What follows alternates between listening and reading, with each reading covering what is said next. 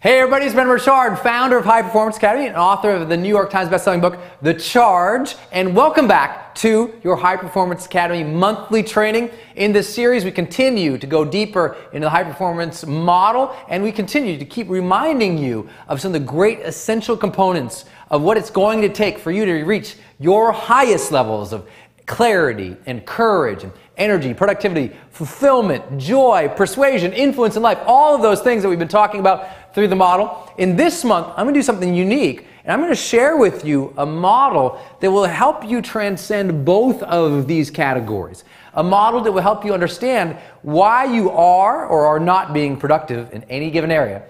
And the same model can be used to understand how to influence people to take action more. Matter of fact, I often call this my action indicator assessment, because this tool I'm going to give you and teach you and train you on in this specific video will help you realize and understand, well, why is it that sometimes you take action and sometimes you don't?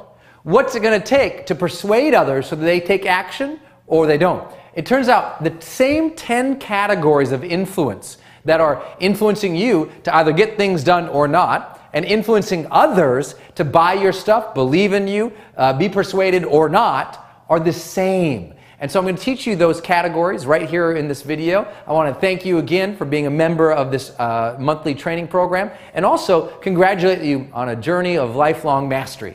You know, I know it's sometimes a long time between videos that I get to see you and thank you. And sometimes it's a long time between videos and life comes up and you get off course. But this program is always about just helping you hit another level. You know, just find distinctions that will help you on your journey of mastery from going from good to spectacular and excellent. And so this is one of those that I think will really take your level, because it can get you in your head about why have you been taking action? Why have you been being productive or not? So let's get into the model right away. Again, the goal with this tool, the goal with this training, as always, is to help you get deeper into this model of high performance. This one, I'll keep as short as possible because I think this is an incredibly powerful tool that you're actually going to want to use right away to diagnose where you are in your life, but also allow you to understand what are you going to have to trigger to influence other people. Matter of fact, if you triggered all these things for other people in your next sales video, your next sales presentation, these are literally the mental triggers that have to be switched in order for someone to take action or not. And they have to be on in your mind for you to be productive or not. So let's work through this category. The first thing is future identity. This category is a question that essentially asks this. The thing that you are moving towards, let's say you have a goal, a challenge, an activity, or an opportunity. I can gauge whether or not you are actually going to fully commit to or do or even succeed at in any of those goals, challenges, activities, or opportunities. And here's the question. The question is, do you see yourself vividly and clearly succeeding at and engaging in that activity or opportunity in the future? In other words, is this goal, activity, challenge, or opportunity important to your future identity? Can you see yourself there clearly? Yes or no? Can you see yourself succeeding there clearly? Yes or no? Here's the funny thing. If you don't, you won't be productive. You won't be committed. You won't take action because you're like, that's not for me. And if you ever find yourself saying, that's not for me, that's why you're not producing more. If there's any area of your life right now where you're like, God, I don't understand why I'm not more productive in that area, one of the reasons is you don't attach enough emotional commitment or emotional energy to that future identity of yours. You don't see yourself there, so you're not giving it all. It's like sometimes people take a job, and they're in a job, but they're not really being excellent and performing well in that job. One of the reasons is they don't see themselves in that job for very long. And I know you've been there probably in your life too, right? Where you're like in a place where you didn't see yourself in a job very long, so you didn't give of your best self. So to be more productive in your life, you need to have a future identity attachment to what you're trying to accomplish. Also, if you're trying to persuade someone, you need to paint the picture of them having this future identity. You need to paint a very clear and vivid, compelling future for them about why they should be a part of your brand or your business, why they should buy your product, how your product or program helps them reach a better future identity state. That is great, great persuasion. The next category is the category of intrinsic value. Intrinsic value essentially asks is this goal, activity, or opportunity that you're going to go after, is it something that you believe you would do regardless of the extrinsic rewards? Meaning, intrinsic rewards and extrinsic reward, if you haven't heard that phrasing before, an extrinsic reward is usually an external reward. So think of extrinsic, think of external, meaning the regular common trappings of success. Extrinsic goals or extrinsic motivations are those that we have to have status, power, money, fame, recognition, right? But intrinsic value, intrinsic motivations, intrinsic rewards, these are the things that we say, wow, I'm passionate about that. That's personally meaningful to me. I would like that. I would enjoy that. I would have fun at that. I would do that regardless if I ever got any money, fame, status, recognition, power out of that. So it's more internal. It's an internal reward. So with what if there's any area of your life where you're not more productive, it's because you're not attaching joy and personal fulfillment to that process. And if you're trying to influence somebody else to do something, you need to make sure that you're painting the picture and being clear about how if they do this, or if they buy this thing, or they believe this thing, or they follow you, that intrinsically they're going to be more engaged with their internal passions. Think of this as personal passion, not external reward, personal passions. That has a lot to do with whether you achieve something or whether or not you can influence someone. Third category is utilitarian value. That means you will take action on something, you will produce more on something if you believe you'll get something out of it, that it has a utility in your life, that by producing and working hard at this, you'll get something out of it, whether intrinsic or extrinsic rewards. But it's also important that if you're trying to sell something, that someone sees that by purchasing your thing or believing in you or buying from you, that they're going to receive something immediately in their life, an immediate return on investment in a sense, that they're going to get something out of it. So it's really important that they can see, yeah, that's going to be quote unquote useful to me now. Let me say that again. That's going to be useful to me now. A lot of people, when they get stuck trying to be more productive in their life, they think, well, why aren't I just naturally more productive? Part of it is because there's a disconnect. They don't see how their actions will lead to an end result that brings useful things in their life. So you have to paint that for yourself clearly, but you have to paint that for others too. Fourth is opportunity cost. A lot of the reasons you're not producing more in your life, and I know I'm speaking to the choir. Look, I already know you're a high performer. I already know you're successful. I'm preaching to the choir in so many ways here. But we can all take our levels of productivity up another notch, couldn't we?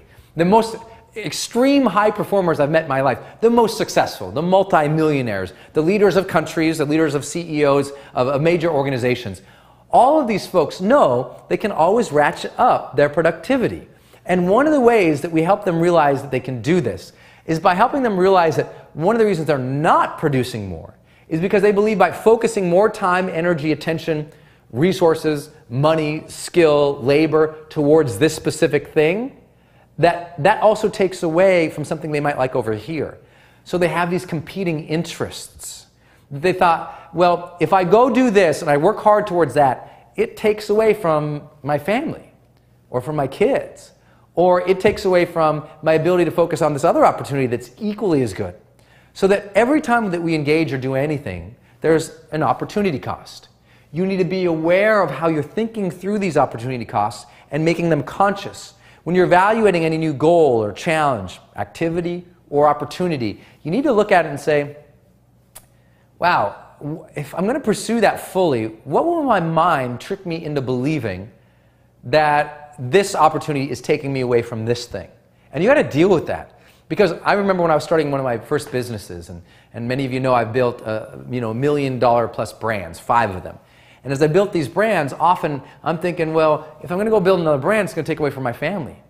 But why do I believe that? Can't I set it up and structure it so it doesn't take away? If I'm smart and I'm strategic, then I can. If I just go at it willy-nilly, then no way, right? So I've got to really think about the opportunity cost. And if you're selling, you're trying to persuade anybody on anything, you've got to address this to them. You've got to literally say, hey, look, a lot of people are concerned that if they pursue this, it's going to come at the cost of their time, their energy, their resources, their lifestyle, their family. It's going to be super hard to implement, and it's going to really pull away from these other parts of their lives. You need to say, no, no, no. Look, we're going to set this up so it's easy for you so that you can continue doing all the things that you can love and you can do this. In other words, there's no opportunity cost. That's great influence. A fifth category is the category of delay time. Delay time means how long do you believe it's going to take for you to see the successes and be able to celebrate what you've just done. What do I mean by this? Well, if I'm a musician and I'm trying to be more productive, one of the reasons musicians are really productive is they believe, wow, I can write that song and get that on the radio right away. If they were believing, wow, if I write that song and it's amazing and it's going to take me 20 years to get on the radio, do you think they're going to write a lot of songs? No. It's that belief that there's a short delay time from implementing something to getting the reward for it. And the longer you stretch out that delay, the less time you're interested in it. That's why a lot of people will never do anything until they have a deadline. When they have a deadline, they're like, oh, I better get this in now, otherwise I'm going to experience pain, but I also can't wait any longer to experience the pleasure from this thing. So understanding the delay time and how you're thinking through that in your life is really important. One of the reasons you're probably not producing more in your life is you think it's going to take too long to feel and experience the reward from that. So you've got to question that consciously. You know, so much of what we do here at High Performance Academy is helping you put more things onto the dashboard of your consciousness, helping you be more aware of how you think and how you behave and how you perform. And if you do that in this area of paying attention to how long you think it's going to take to get rewards, it will serve you. Of course, if you're trying to persuade anybody on anything, you have to show them that they're going to be able to get quote-unquote instant results, or they're going to be able to see the fruits of their labor come to them quickly, right? People want to know that if I'm going to invest in something, I'm going to return on investment fairly quickly from it. So these things are all part of great influence strategies. Another category is personal control. Personal control asks, do you believe that you are going to personally be able to shape the outcome of what you're doing? Do you believe that you can make it successful individually? Do you believe that it will turn out well because of your own efforts? See, a lot of people, they won't even try something if they don't believe that they can control the outcome. For example, if you're going to take a test and you know that no matter what, the teacher is going to grade you poorly because they don't like you, no matter how well you do on the test, are you likely to even try on the test? Yes or no? No. In life, it's kind of like that too. We think, well, if I put in all this effort and I can't control the outcome, then screw it, I'm not going to engage. So it's important for you to realize what parts of your life do you feel like you have personal control and you don't. And I guarantee if there's any areas of your life that you're not as productive as you want to be, it's because you don't believe you can control the outcome. You believe you don't have the knowledge, skill, or ability to do it, or you believe even if you put the knowledge, skill, and ability that the outcome, you'll be cheated out of it. And you really have to examine that because usually this is a farce.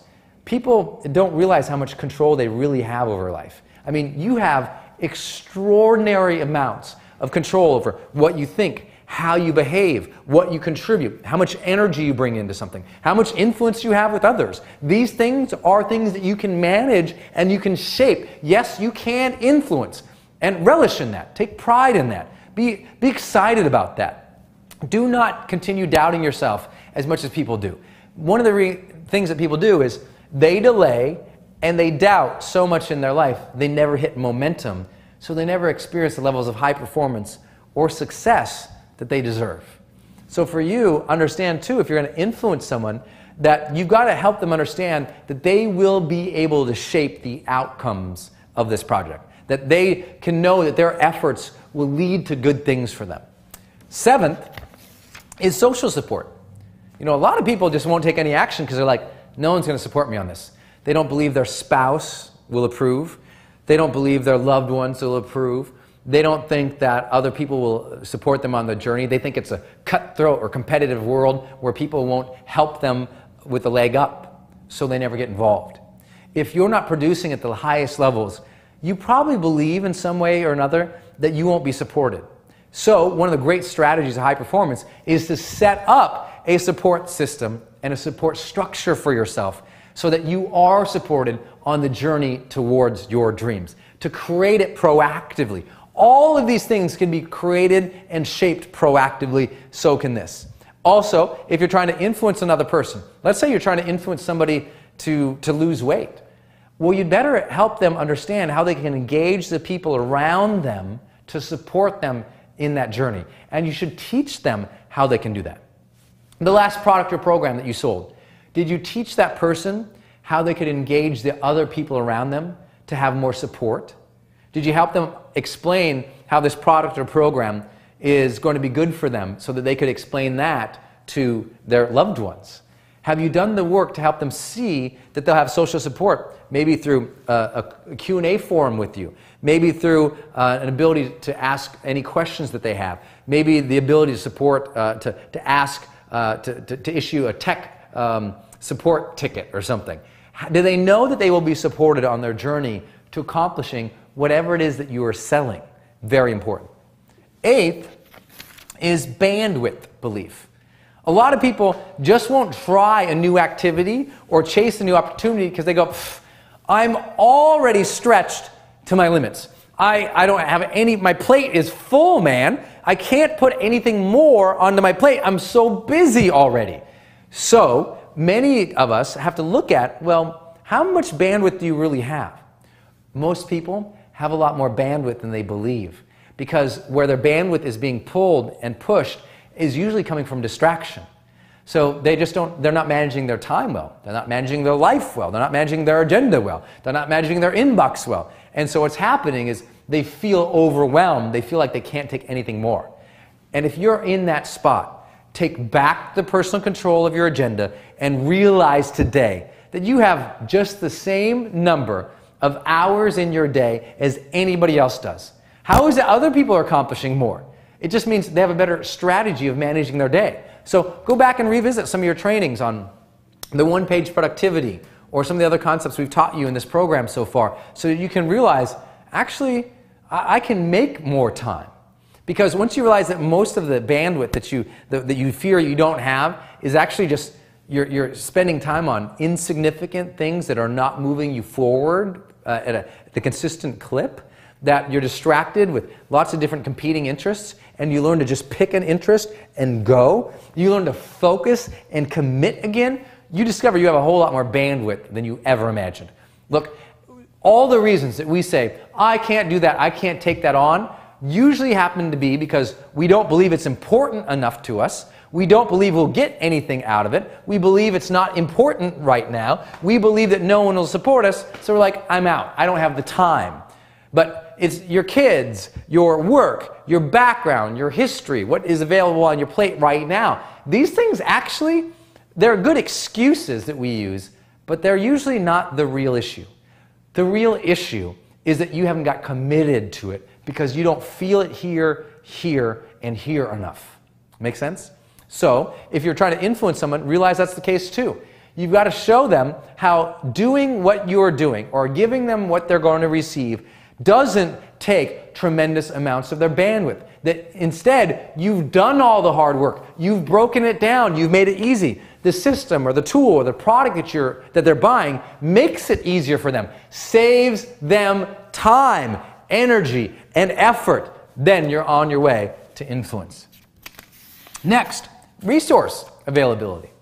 A lot of the reasons people won't be productive trying to achieve something or chase an activity or a new goal is because they say, you know what, I don't have the money, I don't have the talent, I don't have the team in place, I don't have the resources it's going to take to accomplish this challenge. But all of that's nonsense too. right? You remember when Kennedy stood there in the early 60s and said, hey, by the end of this decade, we'll go to the moon. They didn't have the resources yet. He literally said in the speeches, he said, look, we're going to have to go to the moon. It's going to require new metal alloys that have not even been invented yet. Resources can be found, bought, acquired, or created to accomplish almost anything. And people often say, oh, well, I just don't have the money for that. Look, if it's that old Tony Robbins quote, right? It's not about your resources, it's about your resourcefulness. My favorite Tony Robbins quotes ever. And so you got to understand, you have the possibility of creating resources in your life to produce more things. And if you're trying to influence someone, you've got to help them understand that they either don't need a tremendous amount of resources to do something. That's why in marketing you'll often see people saying, you don't need a team for this, you don't need a big business, you don't need millions of dollars, you don't need blah, blah, blah, blah, blah, blah. You just need you and your commitment. The reason they say that is because they're addressing the resource availability trigger, right? Makes sense. All of these are triggers we can use in our own life and triggers we can use with others to have more influence to get more things done. Last but not least is autonomy. Do I believe that I have the decision-making authority and the trust of my leaders or the community or my business to be able to go and do this on my own and make it successful? Do I believe that this is something that is, again, in my personal control? The difference between personal control and autonomy in this case is personal control means, do you believe your knowledge, skills, abilities, and efforts will lead to the outcome that you want? Autonomy means that you independently can have the decision-making authority to make things happen in groups or with others, right? That you believe that you can shape this outcome because while socially you might be engaged in something, you have the autonomy, the trust, or the decision-making authority from others to make it happen is very important. A lot of people, even in their lives, their personal lives, they're not making their goals come true because they don't believe they have autonomy even in their marriage or in their partnership or relationship with other people. They just go, yeah, I can't take that on by myself right now because that wouldn't be responsible in my relationship. That means they don't believe they have the autonomy to chase their dreams. You follow? Well, autonomy is really important if you're trying to influence other people too.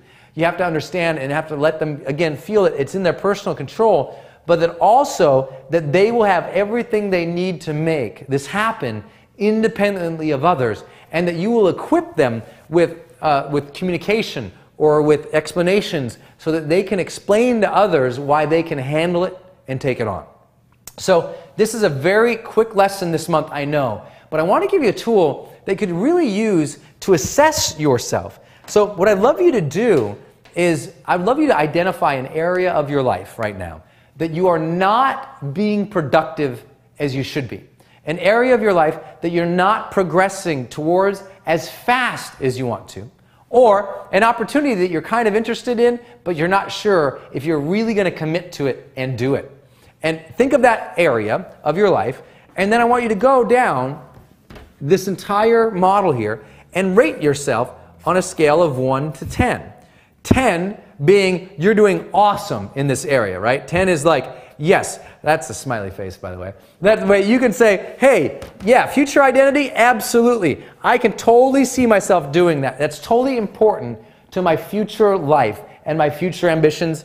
Yes, it is. 1 would be absolutely no. That is not important to me at all. That's a low ranking, right? So I think of like 1, down, bad. That's not good. I don't see it. I'm not going to do it.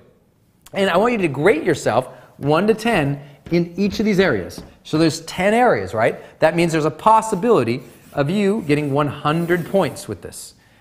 Now, let me give you the answer in advance. If you do not believe with this opportunity or this activity, this challenge or this new thing you're going to try and learn and gain competency in or whatever, if you don't believe that as you go through this, if you don't believe that you are at a 75 or above, if you are not at a 75 or above, let me guarantee something to you. You will not only not likely to do this, but if you do take this action on, or you do try to achieve this new challenge, or try to achieve this new thing, or learn this new thing, or take action towards this new thing. If you do, you'll fail at it. That's how important these mental triggers are. These can literally, when someone says to me, Brendan, I'm a failure at any activity, I'll bust out this action indicator and I'll say, why did you fail? What did you believe in each of these areas? Where did we not hit it for you? Because usually, look, poor results in terms of our behavior, trying to achieve something, usually comes from our beliefs, right? Our beliefs dictate our behavior, dictates the outcomes in our life. And if our beliefs are weak in any of these areas, then either A, we shouldn't have done it, or B, that's why we failed. And so it's important to understand that. Also, if you watch any sales video or sales presentation that you've ever done, and you're trying to persuade someone, if you haven't looked at your sales presentation and thought, wow, will they score at a 75 or above in this area? They're less likely to buy from you, believe from you, or take the action you're trying to influence them towards. This is one of the most important models I could possibly teach you, because this reveals whether or not you should do something, and whether or not you will succeed at something, and whether or not you will succeed at influencing other people. So this is, I know it's fast today, but I wanted to get this model to you. So below this video, you can also download this action indicator assessment, and you can take this for yourself, or you can think through it in terms of your ability to persuade as well. So it's just a very simple tool that you can use anytime. If you've ever seen it before, then I hope you use it again. This journey, as being part of High Performance Academy Monthly, is to refresh you from some great elements of what we teach in high performance. Maybe you've seen our videos online or been to our events. Is to refresh you in some of the key concepts, but continue on your path to mastery. This is a moment right now, like every other moment of your life, that you decide whether or not you're going to be the most excellent you. That you decide whether or not you're going to be bold and courageous. You decide whether or not you're going to be a high performer. And in this moment, I'm trying to give you things to think through so that you're more connected to it. And I would say right now, if you haven't been productive and you haven't been persuasive recently, this is the time to amp that up. Our economy is starting to shift and swirl and twirl and change, and this is when we need new leaders who are committed to succeeding. They can see themselves succeeding, they know how they're going to succeed, and they have the ability to influence others. We need you out there right now. This is your time to be a high performer. Look in the mirror each day and know that you're an extraordinary person, and know within your heart and soul that you can take control of your life. That at the end of your life, you know you're going to ask, did you live? Did you love? Did you matter? And that you know that only two things will change your life right now. Either something new comes into your life, or something new comes out of you. Go out there every single day of your life. Live as a high performer. I look forward to seeing you next month. Until then, every single day, live fully, love openly, and make your difference today.